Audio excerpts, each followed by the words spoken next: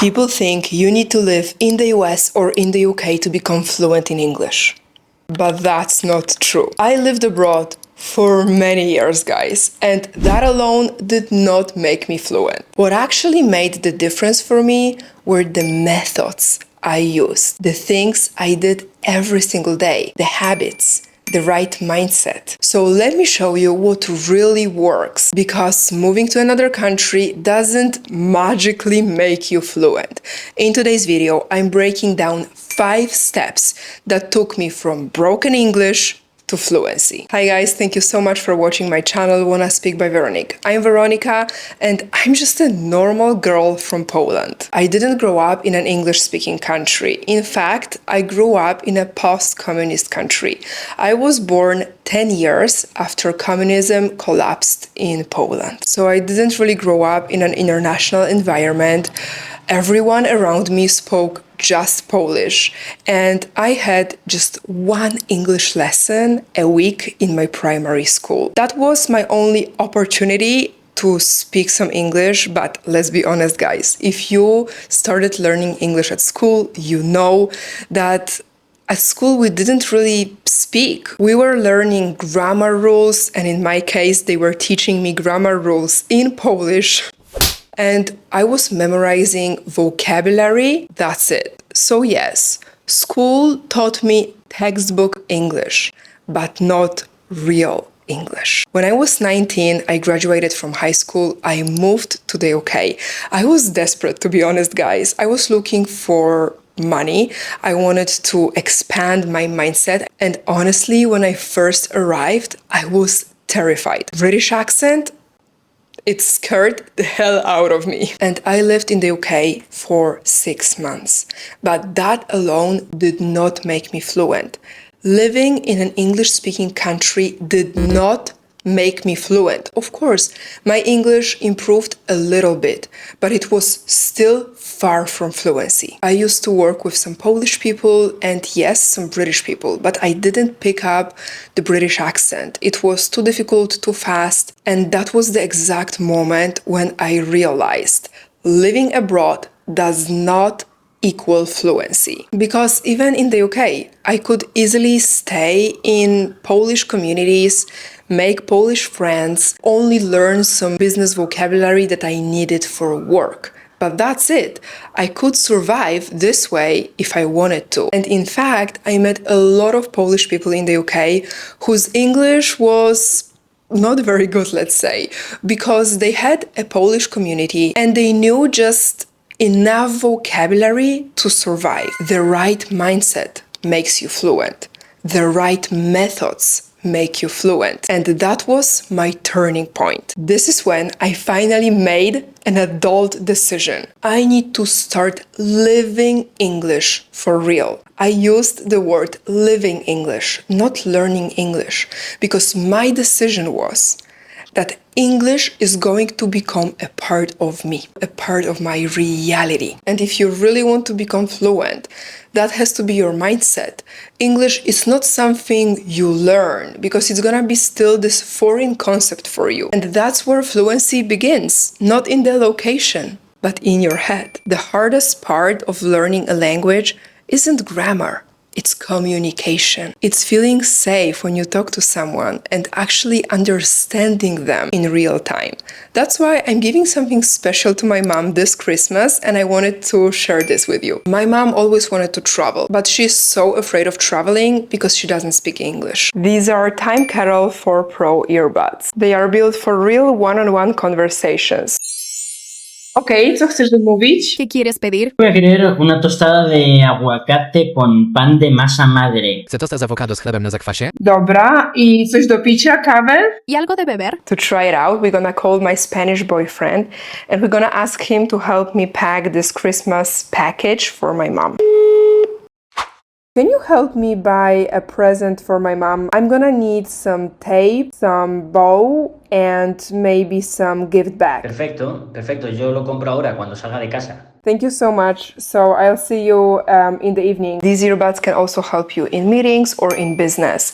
For example, if you join an online meeting or in-person meeting, they can translate the conversation as it happens. So you can learn how people speak in real professional situations. I'm actually in South America right now, but I'm sending these to Poland to my mom so she can travel right now, live her life to the fullest, and talk to local people. So if your goal is to understand people in 43 languages, this is genuinely a helpful tool. I will leave the link down below if you want to check it out. Now that the Christmas gift for my mom is ready, let's move on to my 5-step plan that actually made me fluent. I need to adjust the camera. You know, guys, no device, no app, no country can actually replace this part. Before anything else, you need clarity. Which English accent is the most useful in your life? In my life, that was an American accent for a variety of reasons. But for you, maybe it's gonna be the British accent or the Australian accent or whatever accent you're gonna choose.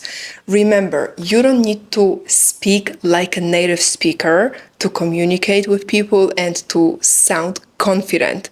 But sticking to one variety of English is gonna clear all that confusion. So the second thing I did, I flooded my brain. You know, flood is like a lot of water at the same time. So I flooded my brain with the American input. Meaning, I stopped watching all the British shows, all the British movies. I exposed myself only to the American shows and American movies, American podcasts, American music. Everything was American for some time.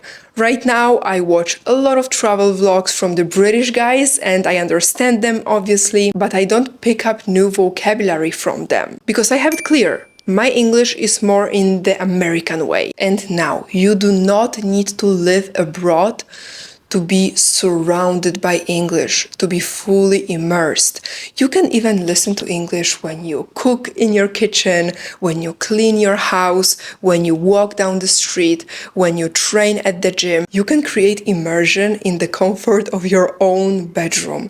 And this is how your brain will start to perceive English as something familiar, not foreign. The next thing that changed everything for me was forcing myself to speak even when I was terrified. So that started in the UK when I was 19. I was absolutely terrified, but I constantly pushed myself out of my comfort zone. But that was step by step, because when I say force yourself to speak, that can feel aggressive. No, it wasn't actually aggressive. 1% better every single day.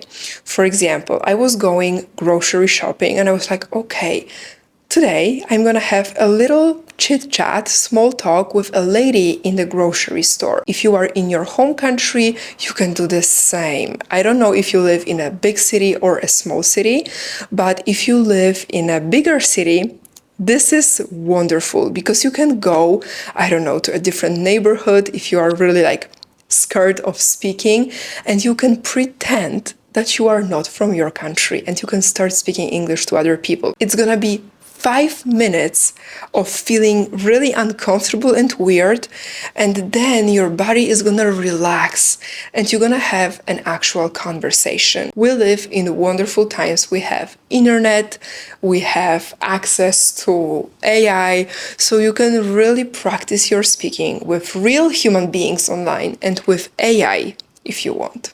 And you can do it for free, right? So nothing is stopping you. The more exposed you are, the more you speak, the less your brain panics. It becomes something natural to you. For example, when I started this YouTube channel, I was absolutely terrified of speaking English And to a camera, I was like, are you kidding me? And now it feels effortless, as if I was speaking my native language. Of course, you know that it's not my native language because of my accent, but that's totally fine. As long as you understand what I'm saying, we're fine. It's not a big deal if we have our accents. Sometimes I read the comments and people say, you have a really strong accent. Are you Russian? I'm not Russian, my friend. I can't control other people's minds, right? So who cares? Do you understand me? Yeah. That's it. And you guys ask me, how do I learn new words in an efficient way? So the fourth step, the next thing I did was applying a great strategy for memorizing new words. And actually, you can do it very naturally. People don't forget words because they are bad at languages or because their brain is not working. They forget words because they learned them without context. So the solution is to learn the words, the new words or phrases in context. How? You flood your brain with input, you watch a movie, a show, something that you really like, something that you would watch anyway in your native language, but you do it in English.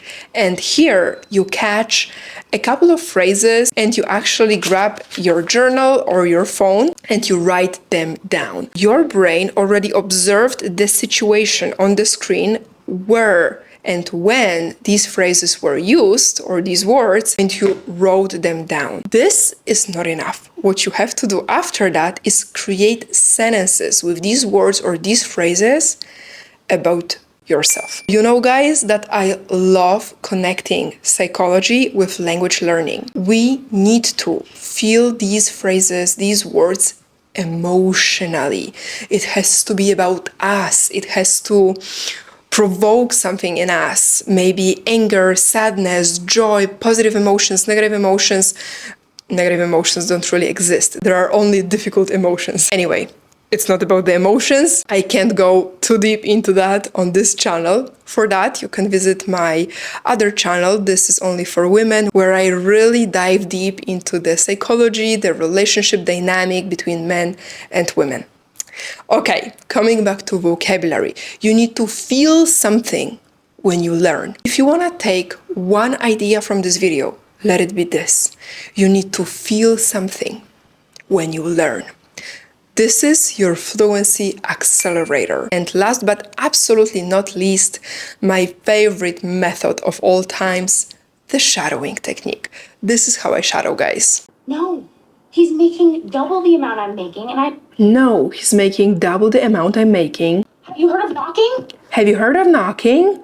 Have you heard of knocking? So as you saw, it's basically listening to a native speaker, pausing and copying.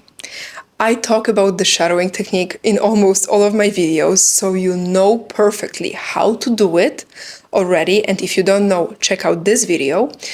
Anyway, this is how you practice pronunciation, rhythm, intonation. This is how your brain absorbs the new sounds. This is how you train your facial muscles. Only benefits. You can do it from 5 to 10 minutes a day. I promise you.